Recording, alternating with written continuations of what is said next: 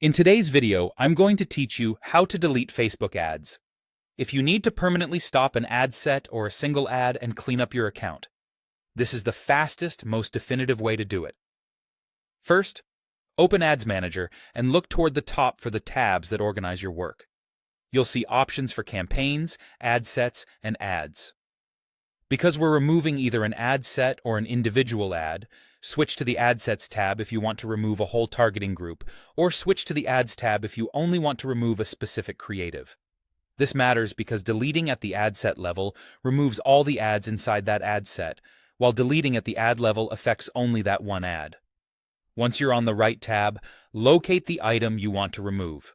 Use the search bar, filters, or column sorting to make sure you're looking at the correct name, status, and delivery. Taking a moment here helps you avoid deleting the wrong thing, especially if you manage multiple versions or similarly named assets. When you've found it, tick the checkbox to the left of its name. If you need to remove more than one, you can select multiple checkboxes at the same time.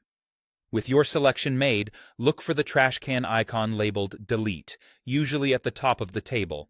Click Delete. A confirmation window will appear asking you to confirm. Read that prompt carefully. Deleting is permanent. Once you confirm, the selected ad set or ad is stopped for good and cannot be restored. Click to confirm, and Ads Manager will process the deletion. You'll see the items disappear from the active list once it's complete. A quick note on impact. Deletion immediately stops delivery and any further spending tied to that item. You won't be able to edit, duplicate from, or reactivate a deleted ad set or ad. If you think you might want to return to it later, consider whether pausing or another non-permanent action is more appropriate before you confirm deletion. That's it. To recap, choose the correct tab, select the checkbox next to the item, hit the trash can icon, and confirm.